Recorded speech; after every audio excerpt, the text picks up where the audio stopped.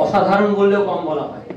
চুরমার হোক সব বাসা, থাক শুধু মায়ের ভালোবাসা। আমি একটু সংযোজন করলাম। এখন আপনাদের সামনে আরেকটি কবিতায় মাতৃ অর্ঘ। আমাদের সামনে এখন আসছেন শ্রীমতী সর্বরী পাঠক। তিনি একজন রেকি হিলার, কবি এবং বাচিক শিল্পী। একটি ছোট্ট কবিতার মাধ্যমে মাতৃ আরাধনা।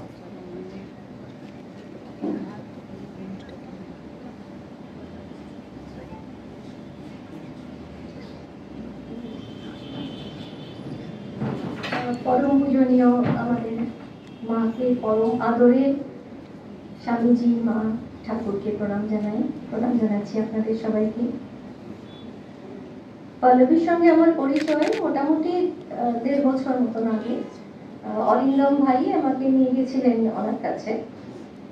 আসলে আমাদের পরিচিত একটি ছেলে একটু অসুবিধার মধ্যে পড়েছিল। সে কলেজেতে বুলিড হয়েছিল। তার এমন অবস্থা হয়েছিল যে সুইসাইডাল অ্যাটেম্পট অনেকবার করেছে। তো পল্লবী আমাকে ফোনে প্রথমে বলেন যে কি কি করতে হবে, তার সঙ্গে কিভাবে চলতে হবে, কিভাবে তাকে মোটামুটি হিল করতে হবে।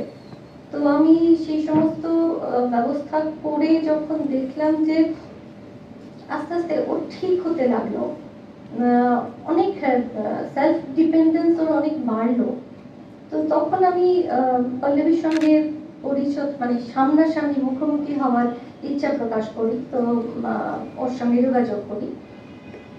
ফোনেতে ওর গলা শুনে মনে হয়েছিল যে ও হয়তো mid 50s or early 60s এর মতন হবে, কারণ এত ম্যাচিওর, এত সিরিয়াস, আর এত সব থেকে ভাবগম্ভীর, এত পাণ্ডিত্য। ওকে দেখে বাড়িতে গিয়ে ওকে দেখে আমি একটু অবাকই হই যে এইটুকু বয়সে এত জ্ঞান কিভাবে হওয়া সম্ভব। আমরা শুনেছি যে আমাদের বৈদিক যুগে মহিলাদের কথা, কিন্তু আমাদের স্বচক্ষের সামনে এই ধরনের মানুষ দেখা আমার মনে হয় আমার এই প্রথম। এত জানা একজন মানুষের পক্ষে কিভাবে সম্ভব হতে পারে। আর সব থেকে যখনই যেটা বলেছি যে পল্লবী এটা জানতে ইচ্ছে করছে, তুমি একটু আমাকে বুঝিয়ে দেবে, সঙ্গে সঙ্গে হ্যাঁ দিদি নিশ্চয়ই, আমি এটার একটা ক্লাসই অ্যারেঞ্জ করছি। অদ্ভুত ভাবে আমাদের যখন যেটা যে সময় প্রয়োজন ও সেইভাবে আমাদের মতন করে বুঝিয়ে দিচ্ছে। অত্যন্ত কঠিন সমস্ত বইগুলো দৃশ্যবিদের আমি বলেছিলাম পল্লবী একটু বুঝিয়ে দিতে পারবে, ভীষণ জানতে ইচ্ছে করছে। এত কঠিন একটা বিষয় কি অপূর্ব ভাবে বুঝিয়ে দিল, কত সহজ ভাবে। মানে তখন মনে হলো যে আরে এটা এত সোজা ছিল। তো এটা ভীষণ আমাদের সৌভাগ্যের ব্যাপার যে, আর আমি তো মনে করি যে আমি কেন ওর কাছে গেলাম না।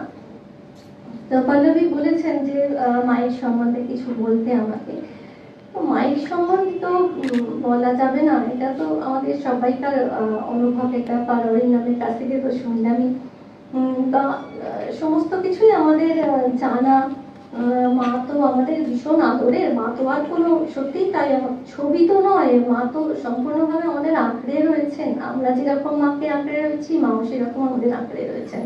কখনো কোনো অবস্থাতেই কোনো রকম দুঃসময় হোক সুসময় হোক উনি আমাদের ছেড়ে যাবেন। আমি জানি যে হাত বাড়ালে মায়ের হাতটাই পাবো প্রথমে, সেজন্য আর কোনো অসুবিধে হয় না বা কোনো দুঃখে কষ্টে বিচলিত হয়ে থাকি না। ভীষণ শান্ত হতে শিখেছি যে মা আছেন, সত্যিই মা আছেন আমাদের সঙ্গে। বলেছেন যখন পল্লবী, তখন একটু প্রকাশ করার চেষ্টা করছি আমি আমার মতন করে, একদম নিজের মতন করে। তুমি নব নব রূপে এসো প্রাণে, তুমি আধার রাতের প্রদীপ হয়ে এসো, তুমি দুঃখ রাতের কান্না হয়ে এসো, সুধা রসের ভান্ডারী তুমি মাগো, আষাঢ় মেঘের ঝর্ণা ধারায় এসো। তোমার আসন পাতা সকল হৃদয়ের মাঝে, তবু বসবে বলে সাজাই চারিপাশ। ফুলের সাজে সাজে ঘরের কোণ, ঘর ঘরে থাকে চন্দন ফুলবাস। তোমার কাছে মিথ্যে ভালো সাজা, তোমার সাথে মিথ্যে লুকোচুরি। তোমার ভুবন তুমি সাজাও, তাও আমরা করি শুধুই ছোড়াছুড়ি। অধরা স্বপ্ন জাগে বুকের ভেতর, বাতাস সুখ পাগল তৃষ্ণা টলমল ঝরেছে অর্গল। সুধালে বলো বলো হৃদয়ে স্বপ্ন আরো বুকের ভেতর। জ্যোৎস্না প্রাক্তন স্বপ্ন কাছাকাছি, বাতাসে চন্দন হৃদয়ে যেতে আছি। তবু যে চঞ্চল অতল দিঘে জল, ডুবেছে চলাচল ডুবল ঘর।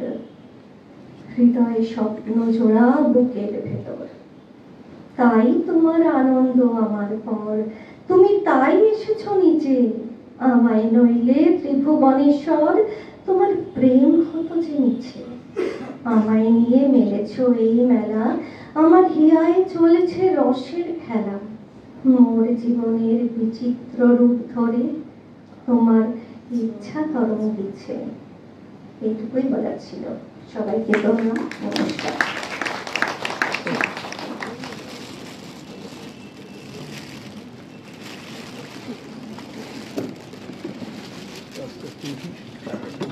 অনন্য সাধারণ উপস্থাপনা, এত প্রাঞ্জল, এত মনকে ছুঁয়ে গেল এই কবিতা।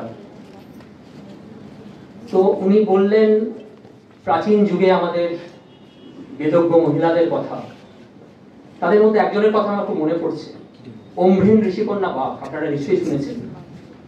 তিনি তার একটি মন্ত্রে বলছেন, আমি আমার পিতারও প্রসবিতা, মানে পিতাকেও আমি জন্ম দিয়েছি। অদ্ভুত কথা। আমি যখন শুনলাম বা পড়লাম কথাটা, তো ঠিক সঙ্গে সঙ্গে আমি এই শাস্ত্র ঘাঁটতে ঘাঁটতে একটু অবসর সময় চেষ্টা করি। যে মন্দিরে মা আছেন তিনি এ শরীরে জন্ম দিয়েছেন, এখন এ নহবতে বাস করছেন, আবার তিনি এখন আমার পদসেবা করছেন।